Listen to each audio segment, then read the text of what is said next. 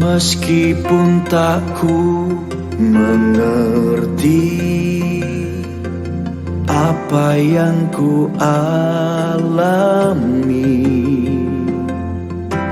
namun ku yakin Tuhan punya rancangan terbaik.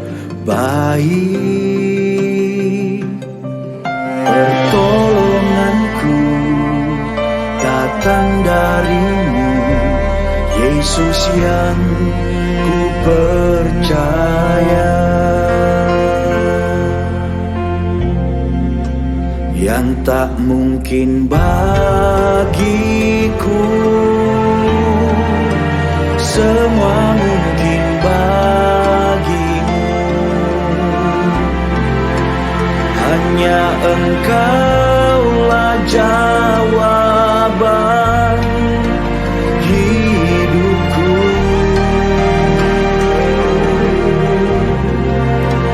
Yang tak pernah ku lihat dan tak pernah ku pikirkan, itu yang Kau sediakan bagiku.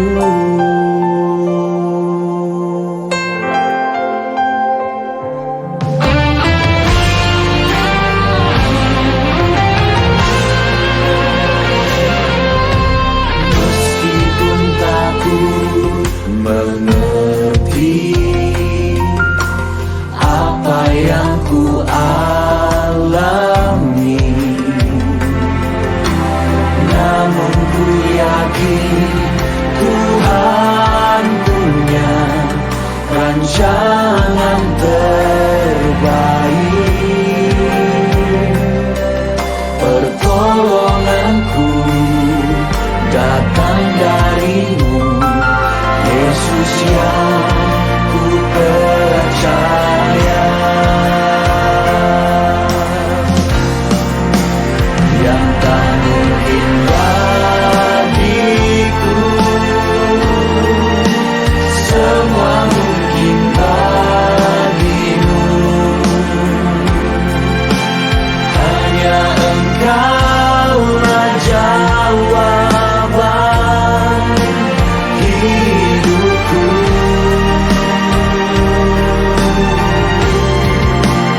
Yang tak pernah ku lihat dan tak pernah ku pikirkan, itu yang Kau sediakan bagiku. Kami percaya Tuhan, yang tidak mungkin bagi kami, itu mungkin bagi Tuhan. Dan kami percaya malam ini setiap kami pasti dilawan, dijamah, ditolong oleh Tuhan. Dan mujizat terjadi di tempat ini malam ini. Haleluya.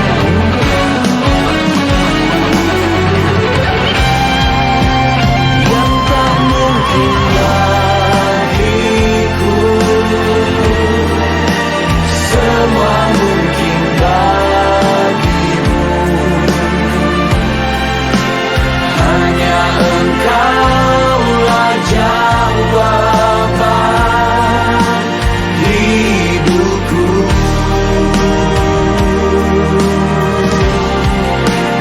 Yang tak pernah ku lihat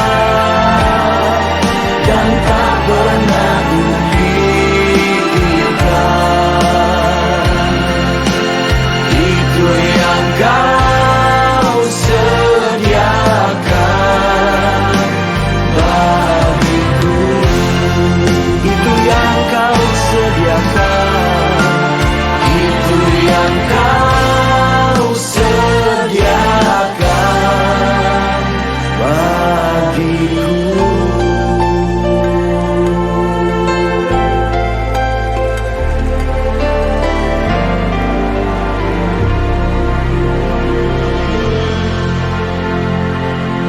Ya mari kita berikan kemuliaan yang paling meriah bagi Tuhan.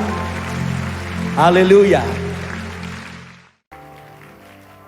Sebentar kita berdoa. Bapa, terima kasih untuk semua yang baik yang datang dari atas. Kau anugerahkan atas kami sore menjelang malam hari ini. Mari kita sama-sama kita angkat tangan kanan sebentar.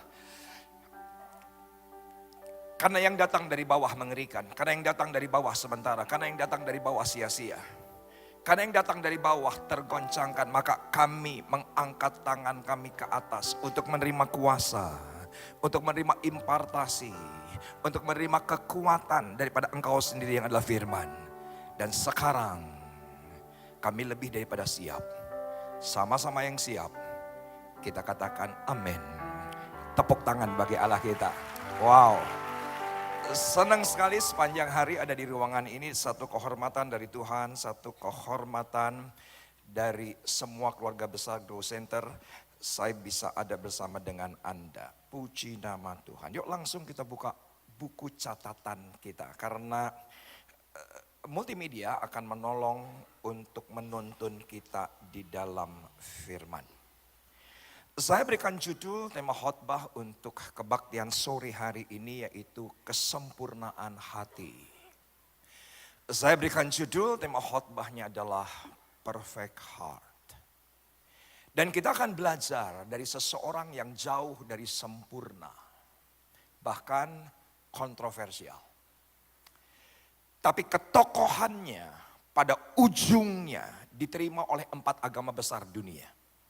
Kedar menerima, Katolik menerima, Kristen menerima, Yahudi sangat welcome tentu atas tokoh ini. Tokoh ini kontroversial, semula jauh dari sempurna karena dia mantan pembunuh. Dia mantan penjinah. Bahkan dosa yang paling kekinian, pebinor, perebut bini orang. Dia sudah lakukan ribuan tahun yang lalu. Tokoh ini adalah Daud.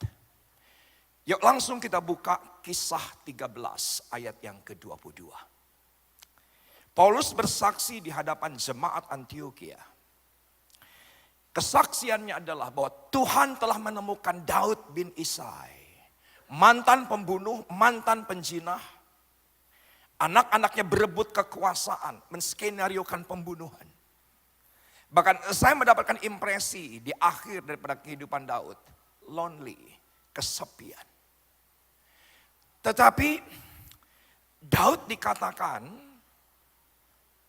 hatinya berkenan di hadapan Tuhan. Saya memberanikan diri berkata, ujungnya, katakan bersama dengan saya ujungnya.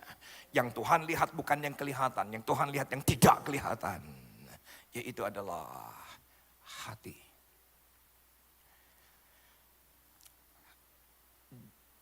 Jalinan batin hati begitu dekat, begitu intim. Tuhan dengan Daud. Perhatikan Alkitab berbahasa Inggris dari King James. Kata berkenan tidak menggunakan kata pleased. Kata berkenan menggunakan kata this is the man after mine own heart. Ternyata Alkitab berbahasa Inggris tidak menggunakan kata berkenan. Tapi Alkitab berbahasa Inggris menggunakan kata ini orang seseorang yang dekat, akrab, lekat, hubungan batin hati Daud dengan Allahnya. Siapa yang sepakat dengan saya bahwa Anda detik ini tidak tahu apa yang ada pada hati saya? Tolong katakan ya. Tapi Anda bisa indikasikan apa yang ada pada hati saya dari perkataan saya dan tindakan saya. Tapi siapa yang setuju dengan saya? Bisa saja kegiatan luarnya sangat agamawi, sangat agamis. Sepakat dengan saya perkataannya agamis, tindak tanduknya agamis, manusia luarnya sangat agamis. Tetapi ujungnya drama semata. Fokus Tuhan bukan kepada yang kelihatan, fokus Tuhan kepada yang tidak kelihatan. Karena Ibrani 11 ayat yang ketiga berkata semua yang kelihatan dijadikan oleh yang tidak kelihatan. Mumpung kelihatan tangan saya, yang sudah lihat katakan yes. Jangan lihat kaki saya, apakah saya pakai kaos kaki atau tidak. Oke, lihat tangan saya. Ada sumur minyak terbakar. Saudaraku, api membumbung 100 meter. Siapa yang setuju dengan saya? Jangan matikan yang kelihatan. Matikan akarnya yang tidak kelihatan. Ketika akarnya tidak kelihatan mati, maka yang kelihatan akan otomatis padam. Kalau Anda ingin pulih, perkawinanmu yang kelihatan, keuanganmu kelihatan, bisnismu kelihatan, karirmu kelihatan, keluargamu kelihatan, hatimu pulih, perkawinanmu pulih, hatimu pulih, keuanganmu pulih, hatimu pulih, segala sesuatu yang kelihatan dipulihkan oleh karena yang tidak kelihatan. Itu prinsipnya. Dan ternyata kata perfect heart ada di dalam 1 Tawarikh 28. Yuk cepat kita buka. Perikopnya adalah pesan terakhir Daud kepada Salomo. Jelas ini adalah pesan internal, ini pesan domestik. Tapi saya selalu berkata pesan terakhir pasti krusial. Pasti sangat penting. Dan perhatikan ayat yang ke-1, Anda langsung cium aroma betapa pentingnya itu pesan. Semua pembesar dikumpulkan, semua petinggi dikumpulkan. Bahkan pahlawan gagah perkasa harus menjadi saksi pesan disampaikan. Pesannya apa? Perhatikan ayat kedua. Daud menerima visi untuk membuat rumah perhentian. Tetapi cermati ayatnya. Visi Bapak kepada Daud hanya sampai persediaan untuk mendirikan. Katakan bersama dengan saya, persediaan untuk mendirikan. Ya, karena yang mendirikan bukan Daud. Yang mendirikan adalah Salomo anaknya. Kenapa bukan Daud? Perhatikan ayat yang ketiga. Tuhan berfirman, bukan Anda yang mendirikan. Tapi Tuhan berfirman kepada Daud, engkau seorang prajurit, di tanganmu sudah menumpahkan banyak darah. Apa yang terjadi? Daud hanya sampai masa persiapan. Yuk sama-sama kita baca ayat yang keempat. Kata berkenan kembali muncul di ayat yang keempat. Dengan suara keras kita baca 2, 3, ya. Namun Tuhan Allah Israel telah memilih aku dari antara segenap puaku untuk menjadi raja atas Israel selama-lamanya. Sebab ia telah memilih Yehuda menjadi anaknya dan puaku dari antara kaum Yehuda dan dari antara anak-anak ayahku. Ia berkenan kepadaku untuk mengangkat aku sebagai raja atas seluruh Israel. Ada sebuah prinsip yang sangat mendasar secara teologis. Perhatikan, Tuhan mengasihi semua orang. Bahkan Tuhan mengasihi semua orang berdosa. Tapi sepakat dengan saya, Tuhan tidak berkenan kepada semua orang. Ulah cicing wae atuh. Siapa yang sepakat dengan saya, Tuhan mengasihi semua yang hadir di kebaktian jam 5 sore ini. Iya, tapi saya minta maaf. Tapi kalau Anda ke ruangan ini bawa bini orang, pasti Tuhan tidak berkenan. Anda ke ruangan ini gandeng laki orang, pasti Tuhan tidak berkenan. Laki orang, kembalikan bu. Bini orang Anda bawa, Pak, pulangkan. Tuhan mengasihi Anda. Tapi kalau kita dengar khotbah dari awal sampai akhir yang Anda buka sosmed, siapa yang sudah dengan saya? Tuhan tidak berkenan. Tuhan mengasihi semua orang, tapi Tuhan belum tentu berkenan kepada semua orang. Yang saya suka, kata berkenan. Perhatikan Alkitab berbahasa Inggris tidak menggunakan kata pleased. Kata berkenan, menggunakan kata he like me. Gua suka banget. Begitu akrab, begitu mendarat, tidak menggunakan bahasa teologi yang tinggi, tidak menggunakan bahasa rohani yang agung, tapi Daud di hadapan semua orang dia berkata, he like me. Itu keren. Ada jalinan batin hati. Saya pacaran dengan Ibu Elsa, ada di depan saya. Selama 2 tahun, Elsa, istri saya sekarang menjadi ibu dari 2 anak saya, menjadi nenek dari 2 cucu saya. Setelah kebaktian ini, jangan panggil saya engkong. Itu downgrade. Saudaraku, Elsa selalu waktu pacaran 2 tahun mempromosikan makanan kesukaannya. Yang mana saya benci. Karena saya didoktrin oleh agama saya bahwa jangan makan makanan itu. Dia berkata, cobain dong babe. ini enak banget babe. Kamu pasti suka, ini sorga di bumi. Makanannya adalah babi casio. Dan apa yang terjadi, kalau ada pilihan lain saya akan pilih ayam. Kalau ada pilihan lain saya akan makan ikan. Tetapi 28-29 tahun yang lalu, gereja kita nanti sebentar bulan September akan berulang tahun ke-30. Dan saya ingat ketika itu mungkin tahun-tahun 28-29 tahun yang lalu, Pak Niko kalau bikin ibadah buka tahun di Kemayoran. Satu ibadah, selesai jam 1 dini hari, kita cari restoran di sekitar Kemayoran dan tidak ditemukan. Elsa punya ide hebat, pasti kita temu di Pecenongan. Sampai di Pecenongan tidak banyak warung tenda yang masih buka. Ternyata salah satu yang masih buka adalah Sate Babi 39. Living legend. Anda nanti malam ke Pecenongan ada yang namanya neon hijau. Itu adalah neon yang mengubah hidup saya. Dan ketika tersaji itu yang namanya sate, Elsa berkata, malam hari ini aku tidak racuni kamu, tapi dengan kesadaran. Saya tiba-tiba makan sate ati babi. Dan itu malam menjadi malam yang bersejarah. Tapi tolong perhatikan ini substansi. Ini substansi ilustrasi ini. Ketika saya makan sate ati babi, ya saya suka. Tapi jalinan hubungan batin saya bukan dengan babi. Hubungan batin saya dengan Elsa. Tolong katakan amin. Anda jangan pernah berpikir bahwa jalinan batin Tuhan dengan apa yang Anda lakukan. Sorry, tidak sama sekali. Oh Pak, saya sudah lakukan ini. Oh Pak, saya sudah lakukan itu. Oh Pak, sudah lakukan ini. Saudaraku, ya saya suka dengan babi yang disodorkan. Tapi hubungan batin saya bukan dengan babi. Hubungan batin saya hati dengan hati. Dan saya tahu persis.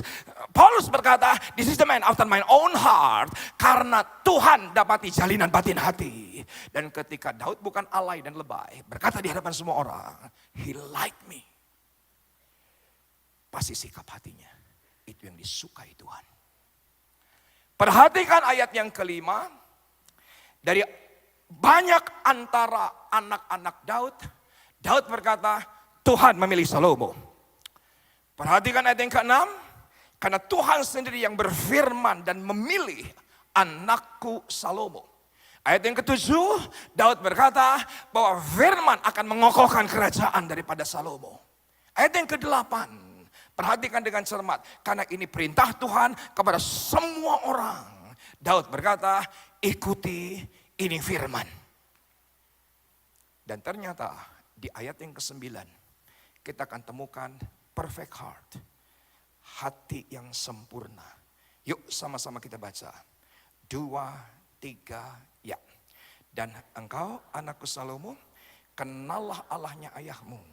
Dan beribadahlah kepadanya dengan tulus ikhlas. Dan dengan rela hati. Sebab Tuhan menyelidiki segala hati. Dan mengerti segala niat. Dan cita-cita. Jika engkau mencari dia, maka ia berkenan ditemui olehmu. Tetapi jika engkau meninggalkan dia, maka ia akan membuang engkau untuk selama-lamanya. Siapa yang sepakat dengan saya ujungnya? Yang Tuhan fokuskan adalah yang tidak kelihatan. Ya, sekarang kita mengerti. Ketika semua anak daripada Isai di display, saudaraku, Samuel berkata, Tuhan tidak melihat rupa, Tuhan melihat hati. Dan ayatnya dengan jelas berkata bahwa Tuhan tahu segala niat. Tuhan tahu segala motif. Tuhan tahu segala keinginan yang tidak kelihatan. Maka beribadahlah dengan tulus ikhlas. Siapa yang sepakat dengan saya? Kata ibadah jangan pernah dibatasi 2 lagu pelan, 2 lagu kencang, 1 lagu pelan, khotbah, kolektor, dan doa berkat. Siapa yang sepakat dengan saya? Yang namanya ibadah tidak bisa dibatasi oleh tempat dan waktu. Setuju dengan saya? Yang namanya ibadah bukan hanya 2 jam di hari Minggu. Bukan hanya 3 jam di hari-hari tertentu. Apa saja yang kita kerjakan untuk Tuhan, itu adalah ibadah. Apa saja yang kita kerjakan untuk Tuhan, itu ibadah. Anda besok, Anda harus presentasi di hadapan banyak orang. Mungkin Anda harus mempresentasikan produk perusahaan Anda. Tapi Anda berkata, ini bukan untuk manusia, tapi untuk Tuhan. Itu ibadah. Ada besok kuliah. Dan tiba-tiba Anda diperhadapkan dengan tes yang tidak diduga. Dan Anda berkata, ini bukan untuk manusia, tapi ini untuk Tuhan. Aku melayani suami untuk Tuhan, aku melayani istri untuk Tuhan. Untuk gereja pun, bukan untuk manusia. Siapa yang setuju dengan saya? Gembala tidak pernah mati buat kita. Setuju dengan saya? Ketua denominasi tidak pernah mati buat kita. Yesus yang mati buat kita. Yesus yang mati buat kita. Gereja tidak pernah mati buat kita. Hanya Yesus yang mati. Dan ketika kita beribadah, apa saja yang kita kerjakan untuk Tuhan. Alkitab berkata, beribadahlah dengan tulus ikhlas. Dan ternyata, perhatikan tulus ikhlas, tidak menggunakan kata sincere. Ternyata kata tulus ikhlas, tidak menggunakan sincerity. Perhatikan Alkitab berbahasa Inggris, tulus ikhlas menggunakan kata serve him with a perfect heart. Beribadahlah dengan kesempurnaan hati. Anda catat bagi yang tertarik. Apa saja yang ujungnya. Katakan bersama dengan saya ujungnya. Belum semua. Katakan bersama dengan saya ujungnya. Ujungnya, barisan terakhir, pintu terakhir, sikap hati kita ikhlas. Sempurna. Apa itu ikhlas? Tanpa syarat. Apa itu ikhlas? Tanpa pamrih. Apa itu ikhlas? Tidak menuntut balas. Apa itu ikhlas? Melepaskan hak. Siapa yang sudah dengan saya? Orang yang ikhlas nggak ada modusnya. Saya minta maaf, orang ikhlas di gereja langka. Kenapa? Karena daging ini pamrih. Daging ini pamrih. Sorry. Saya mau curcol. Boleh saya curcol? Anda tahu nggak curcol? Curhat colongan. Oke, saya mau curcol. Tolong perhatikan. Jangan punya mental upah. Karena hubungan Anda dengan Tuhan bukan bos dan pegawai. Hubungan kita dengan Tuhan, Bapa dan anak.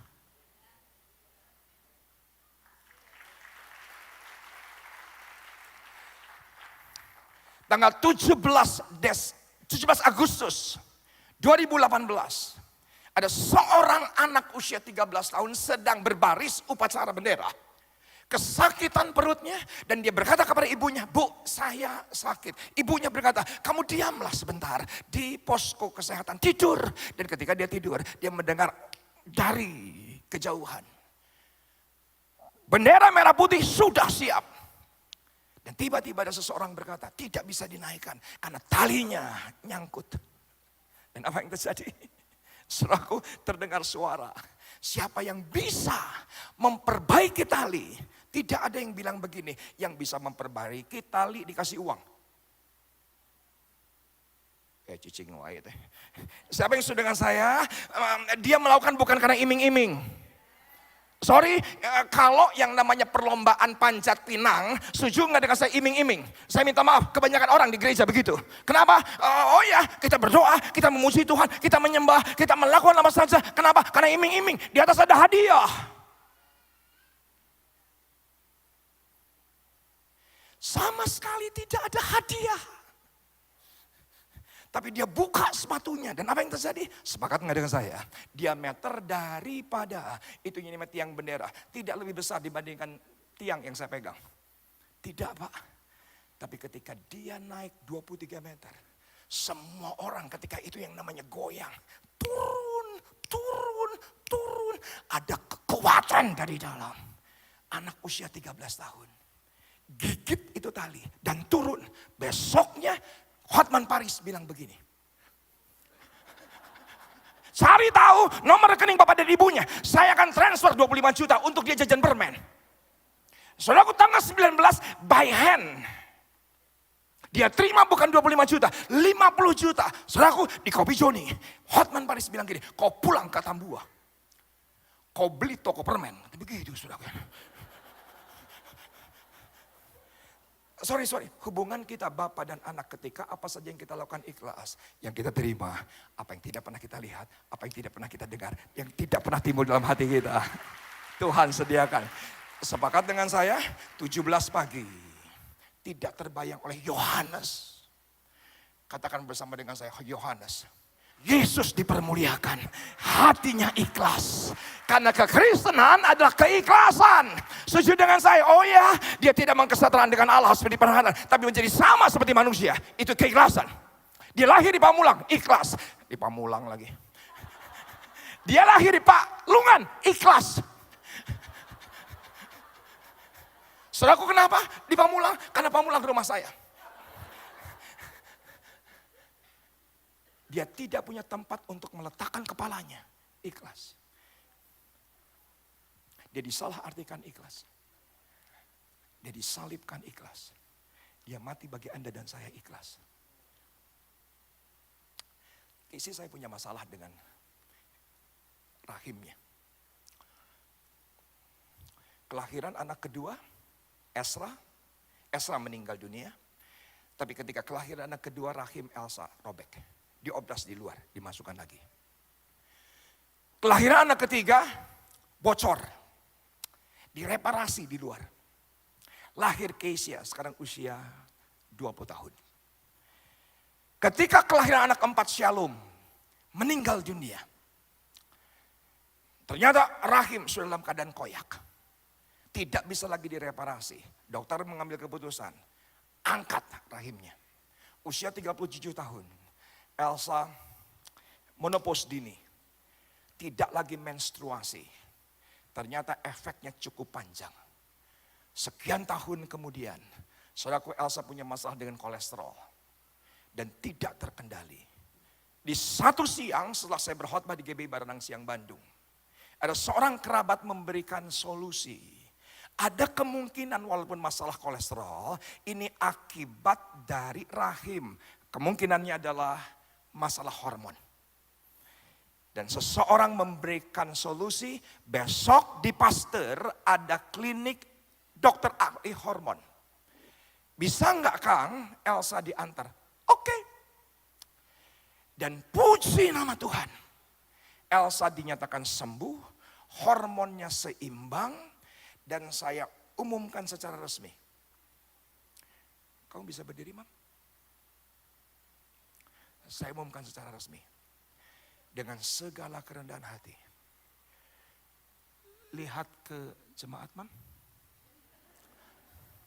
Ini adalah nenek 2 cucu tercantik sejagat.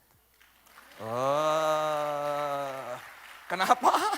Karena hormonnya seimbang, makan apa saja, pembakaran bagus, langsing. Dan apa yang terjadi tanggal 27 Mei yang lalu, saya kembali berkhotbah di GBI Baranang Siang. Elsa pagi Senin bilang ini, Pak jangan pulang ya besok ke Pamulang langsung. Oke, ngapain? Kita ke klinik. Oke, sampai di klinik Elsa berkata, kamu mau ikut ke ruang praktek? Oke, dan sampai di ruang praktek selesai konsultasi. Dokternya bilang gini, kalau isi Bapak sudah baik, sekarang Bapak punya masalah apa? Enggak.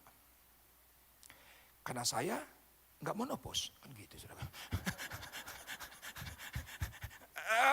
Tiba-tiba Elsa tanpa diduga bilang begini, suami saya punya masalah, sulit tidur. Buat saya bukan masalah, itu masalah kodrat. Katakan bersama dengan saya kodrat. Belum semua katakan bersama dengan saya kodrat. Saya ini udah semakin tuir, katakan bersama dengan saya tuir. Usia saya sudah menuju 60 tahun, cucu yang terbesar 6 tahun. Saudaraku, secara kodrati kata orang, semakin tuir, jam tidur semakin pendek. Jadi buat saya nggak masalah Pak. Tapi tiba-tiba dalam roh saya, Tuhan bilang gini, Riza izinkan dokter ini analisa hidupmu. Oke. Pak bisa pejamkan mata? Oke. Pak tolong katakan 20 kali. Nama lengkap, nama saya Muhammad Riza Solihin, nama saya Muhammad Riza Solihin, nama saya Muhammad Riza Solihin. Tolong katakan yang kedua. Nama saya Donald Bebek. Karena dalam rangka analisa, saya sebutkan dengan fasih 20 kali nama saya Donald Bebek. Dan yang ketiga, tolong katakan aku tidak bahagia. Aku tidak bahagia, aku tidak bahagia, aku tidak naon hesena bener tuh. Babari atau piragi ngomong gitu wungkul mah. Saya tidak bahagia, saya tidak bahagia. Aku masih ya ngomong naon kayak. Tenang, jangan sedih. Yang di pojok-pojok sedih. Nanti saya terjemahkan. Dan apa yang terjadi? Yang keempat, yang terakhir. Tolong katakan, aku stres. Ketika aku bilang, aku stres. Nah ini saya rada terganggu. Mani cilepeng pisang aing teh, aing stres gante. Mani beleguk dokter teh, aing tak pailing meren teh. Apa yang terjadi? Tuhan berkata dalam roh saya, kamu diam. Setelah selesai saya mengatakan 20 kali aku sukses, tiba-tiba dokternya bilang gini, Anda adalah pribadi yang tidak bahagia. Saya langsung kejar dokter. Maneh teh saha, aing saha, maneh saha tak gitu bener teh. Nyanyahuanan si laing teh. Dan apa yang terjadi?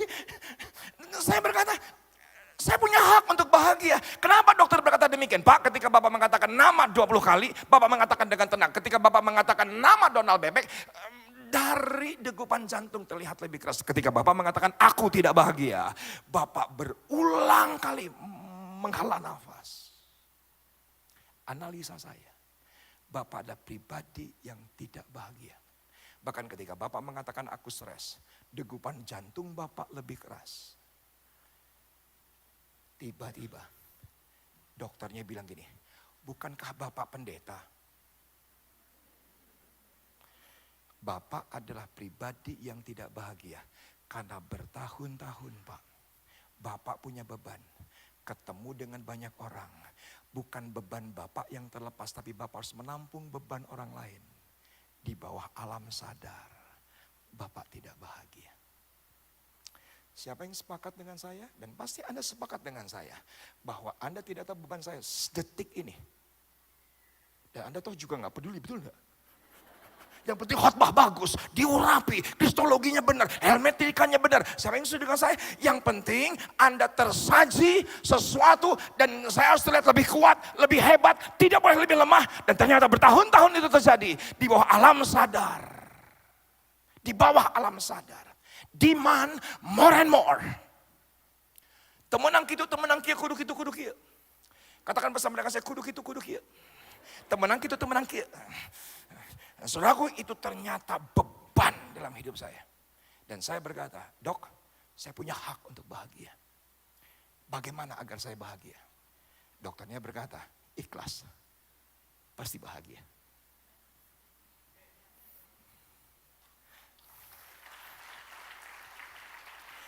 Dari sejak tanggal 28 Mei yang lalu saya belajar untuk ikhlas.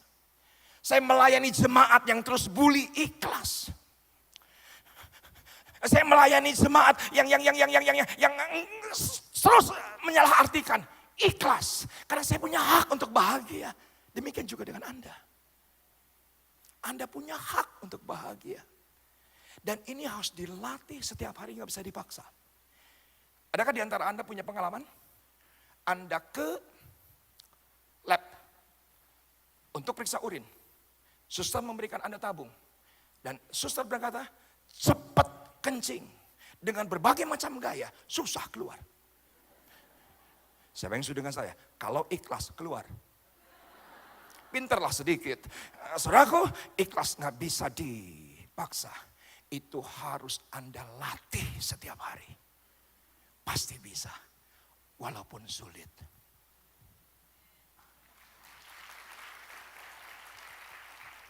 Tepuk tangannya fales.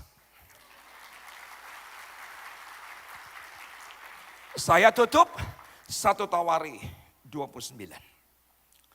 1 Tawari 29 ayat yang ke-1.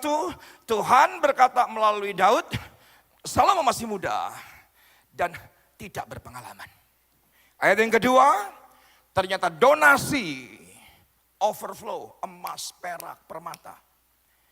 Sampai Daud berkata kepada ketua pembangunan, no more donation, berkelimpahan. Bahkan ayat yang ketiga perhatikan, Daud berkata begini, kepunyaanku emas, kepunyaanku perak, ku persembahkan karena aku cinta kepada rumah Tuhan. Dan ayat yang ke-16, Daud mengucap syukur. Yuk sama-sama kita baca ayat yang ke-16. 2, 3, ya.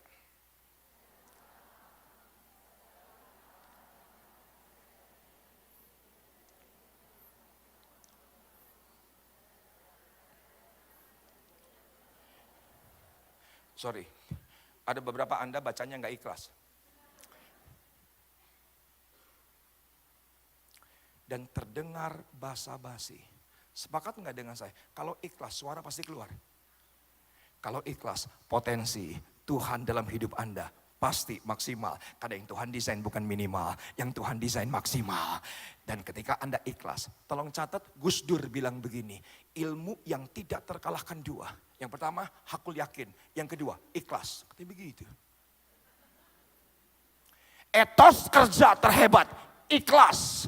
Etos pelayanan terhebat, ikhlas. Karena kita tidak minta syarat, kita tidak minta pamrih, kita tidak minta dibalas. Karena apa saja yang kita lakukan bukan untuk manusia, tapi untuk Tuhan. Siapa yang setuju dengan saya? Itu etos pelayanan yang terhebat di dalam nama Yesus. Memasuki tahun ke-8 dari Grow Center. Fondasi pelayanan Grow Center adalah ikhlas. Dan perhatikan ayat yang ke-17. Aku tahu ya Allahku, bahwa Engkau adalah penguji hati dan berkenan kepada keikhlasan. Maka aku pun mempersembahkan semuanya itu dengan sukarela dan tulus ikhlas. Sekarang saya mengerti. Paulus berkata, this is the man after my own heart. Sekarang saya mengerti. Daud berkata di hadapan Tuhan, he like me. Karena Tuhan berkenan. Dan saya berdoa, apa saja yang kita kerjakan Tuhan berkenan. Karena mulai malam hari ini, apa saja yang kita kerjakan lahir dari keikhlasan. Pastor Timmy, come on. Saya baru tahu dari beberapa orang, namanya Pastor Timmy. Riza. Tempat dikatakan, kita lahir telanjang, kembali kepada Bapa telanjang. Siapa yang sepakat dengan saya? Apa yang ada pada Pastor Timmy malam hari ini? Anugerah. Dari dia, oleh dia, bagi dia. Dan apa yang terjadi? Pastor Timmy menerima anugerah keselamatan. Tuhan Yesus ikhlas. Semua Tuhan Yesus ikhlas. Dan Pastor Timmy mempersembahkan sebagian untuk Tuhan.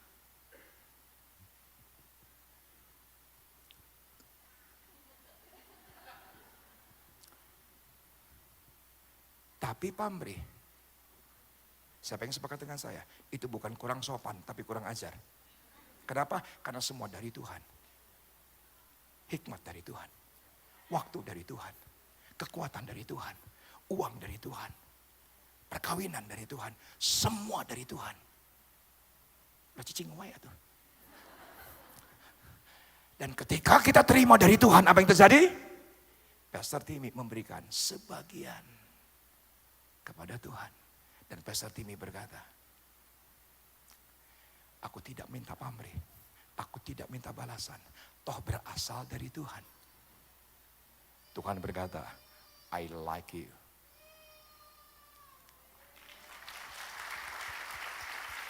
Ketika Tuhan suka, siapa yang sudah dengan saya? Pasti apa yang tidak pernah dilihat, apa yang tidak pernah timbul dalam hati, apa yang tidak pernah terdengar, itu Tuhan sediakan untuk Pastor Timmy. Tidak pernah terbayang oleh Yohanes. 17 Agustus pagi, sorenya, negara menjamin sampai S1. Tidak terbayang. Tidak terbayang. Tapi itulah Anda dan saya. Ketika apa saja yang kita kerjakan, ikhlas. Bye.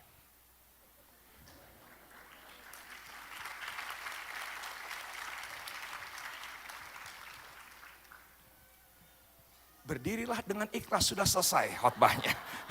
Oke. Sudah selesai khotbahnya. Sudah selesai khotbahnya.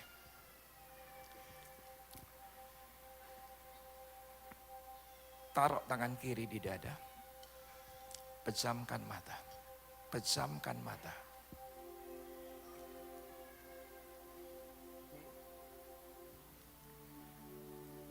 Selidiki aku.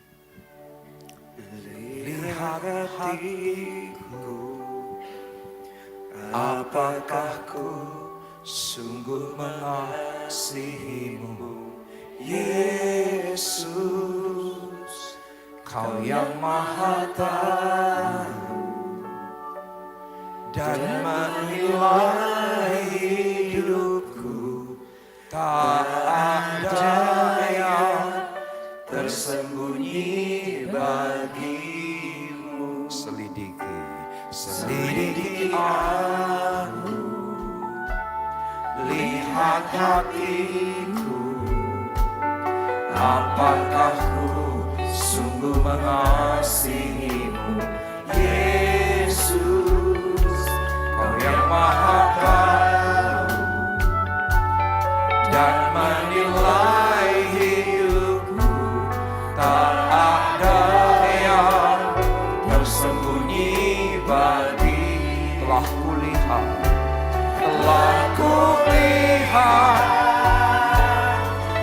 kebaikan-Mu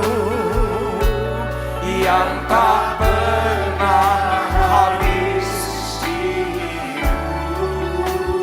Berjuang sampai akhirnya Kau dapat lihat ku tetap setia. Saya masih punya waktu 4 menit. Bisa tolong diperlihatkan satu ayat saja, Matius 14 ayat yang ke-13. Matius 14 ayat yang ke-13. Matius 14 ayat yang ke-13, setelah Yesus mendengar berita itu, menyingkirlah ia dari situ dan hendak mengasingkan diri dengan perahu ke tempat yang sunyi. Tetapi orang banyak mendengarnya dan mengikuti dia dengan mengambil jalan darat dari kota-kota mereka. Perhatikan. Ini perikop penting dalam Injil. Karena Matius catat, Lukas catat, Markus catat, Yohanes catat. Siapa yang sepakat dengan saya? Terkadang Matius catat, Lukas tidak. Setuju dengan saya? Terkadang Yohanes catat, Lukas tidak. Saudaraku, ini penting. Kenapa? Semua penulis Injil mencatat Yesus memberi makan 5.000 orang. Karena anak kecil, pemilik 2 ekor ikan 5 kentong roti, ikhlas.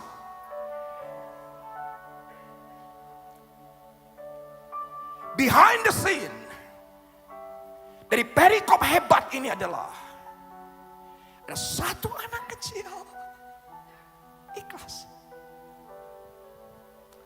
Dan ternyata ada backgroundnya. Yesus memberi makan, multiplikasi terjadi. Pukulan telak di batin Yesus karena Yesus mendengar sebuah berita. Beritanya apa? Herodes ulang tahun. Anak tirinya menari. Dan Herodes berkata, setengah kerajaan sekalipun aku berikan kepadamu. Anak kecil ini nggak ngerti.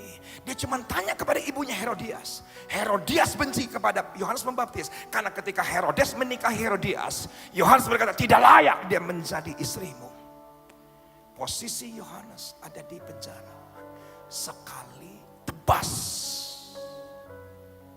kepala Yohanes Pembaptis dimasukkan dalam sebuah tilam.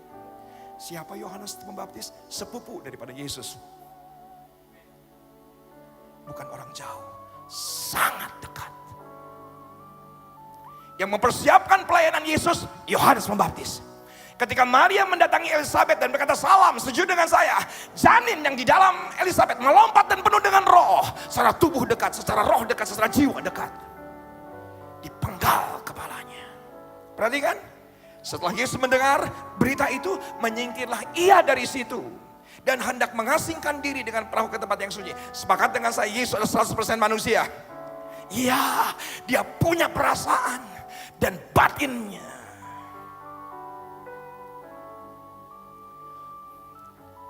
Luka sedemikian rupa. Dia ingin menyingkir dan memulihkan dirinya. Tapi sepakat dengan saya, karena dia cepat ikhlas, pemulihan cepat terjadi. Katakan ya. Orang-orang itu tidak datang, aku kasih bela sungkawa. Ini ada bunga sedikit. Ini ada angpau sedikit. Tidak. Semua orang datang dengan agendanya. Dan Yesus memberi makan dan menyembuhkan semua orang. Ibu akan cepat pulih. Ikhlas. Pak, cepat pulihnya Pak. Ikhlas. 13 Mei saya berkhotbah untuk gerejanya Bang Welyar. Bang Welyar menghampiri saya dan berkata, Kang, pengantin meledakkan dirinya di Surabaya. Malamnya di Rusun Sidoarjo, pengantin kembali meledakkan dirinya. Saya perjalanan ke Pekanbaru. untuk pelayanan bersama dengan Pastor Yakob Kurin. Saudaraku, apa yang terjadi? Kembali pengantin meledakkan dirinya di Mapolresta Surabaya. Rabu saya pulang, pengantin kembali menusuk seseorang di Polda Riau. Ternyata itu 2 menit dari hotel saya di Pekanbaru. 2 menit. Dan apa yang terjadi? Ketika saya sampai di airport dan saya harus terbang ke Surabaya. On schedule belasan khotbah.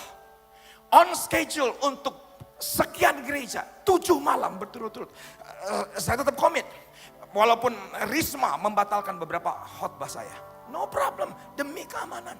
Tapi selama saya di Surabaya, diantar dan dijemput, saya mendengar cerita yang memilukan 4 tahun yang lalu. Berapa, Bu? 4 tahun yang lalu, ada keluarga. Satu anaknya bersekolah di Santa Maria. Yang satu bersekolah di Petra. 1 tahun kemudian jadi 3 tahun yang lalu. Anaknya sakit. Ibunya mundur dari pekerjaan untuk take care anaknya yang dikasihi. Apa yang terjadi? Bukan semakin sembuh, semakin sakit. Tapi di satu pagi, anaknya berkata, saya sembuh. Ibunya berkata, berbulan-bulan kamu sakit, tadi malam masih sakit, kok bisa sembuh? Dicek ke dokter, benar sembuh. Ditanya lagi sama ibunya, siapa yang menyembuhkan kamu? Dia berkata, Yesus. Sepakat dengan saya? Karena semua orang yang bersekolah di sekolah Katolik, semua ikut misa. Dan dia mendapatkan impresi kesembuhannya supranatural. Dia berkata kepada ibu, Yesus, Bu, yang telah sembuhkan satu keluarga 3 tahun yang lalu. Percaya kepada Yesus. Tanggal 13 Mei mereka beribadah di salah satu gereja. Bapaknya menurunkan. Ibu Wani menggandeng Nathan dan Evan, 2 anak yang dikasihinya. Pengantin meledakkan dirinya. Evan meninggal seketika. Nathan besoknya. Karena tubuh anaknya sudah porak-poranda oleh bom. Hari Rabu harus terpaksa tutup peti. Dokter hanya memberikan kesempatan 4 jam. Ibu Wani ke Adiaksa, rumah duka. Dan ketika di rumah duka, dia tetap menggandeng 2 anak yang dikasihinya. Sudah di dalam peti mati.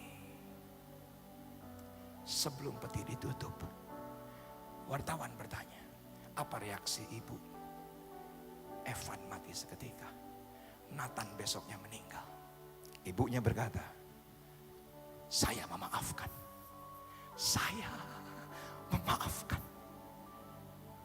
Minggu Evan meninggal.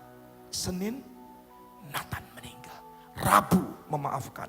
Bukan itu pemulihan yang cepat? Ya, bisa. Karena ikhlas.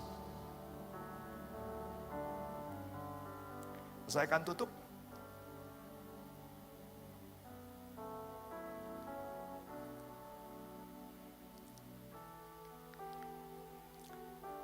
Tuhan Yesus memberkati.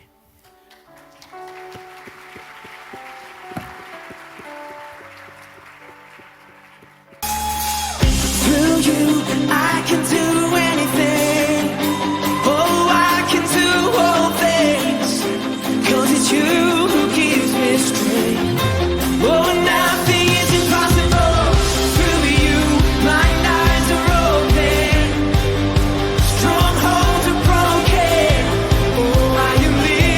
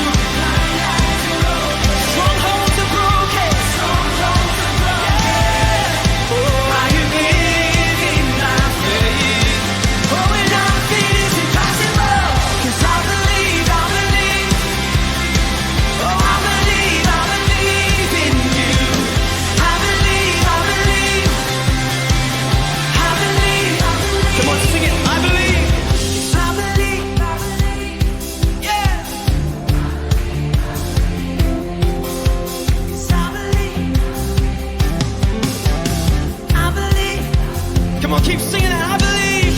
I believe.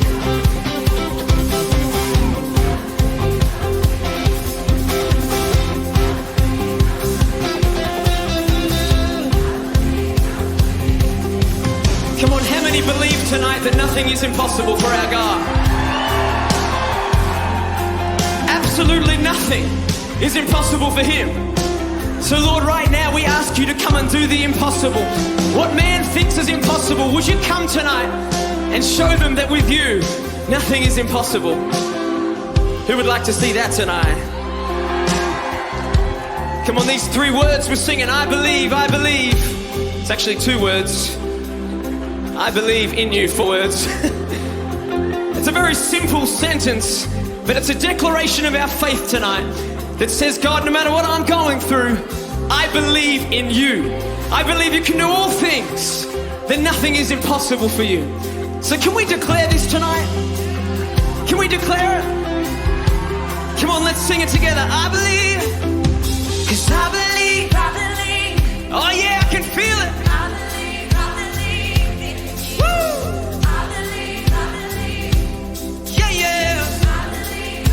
We believe you can do all things. I believe. I believe.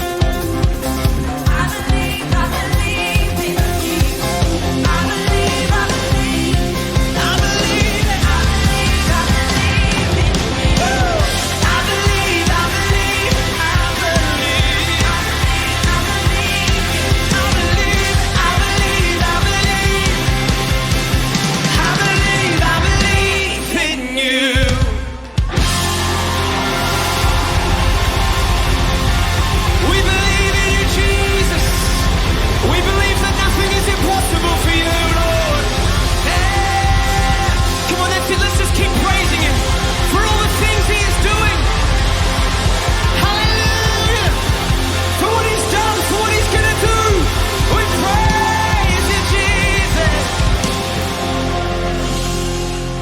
Thank you, Jesus. Sekarang, terima kasih karunia dan damai sejahtera Tuhan Yesus Kristus dan kasih Allah Bapa kita serta persekutuan Roh Kudus menyertai setiap kita sekarang, seterusnya, dan selamanya. Amin. Saudara telah mengikuti ibadah online GBI Alpha Omega. Saudara yang diberkati melalui tayangan ibadah online diberi kesempatan untuk memberi persembahan. Bagi jemaat yang rindu menabur pekerjaan Tuhan di GBI Alpha Omega, dapat memberikan persembahan dan persepuluhan secara online melalui rekening BCA 014-323-7777 atas nama PT Graha Alpha Omega. Sertakan keterangan untuk persembahan atau perpuluhan. Mari memberi dengan penuh sukacita dan ucapan syukur. Untuk mendapatkan informasi terupdate mengenai ibadah online dan informasi lain seputar gereja, Anda dapat mengaksesnya melalui website GBI Alpha Omega. Jesus Christ bless you. Kaulah nafas hidupku.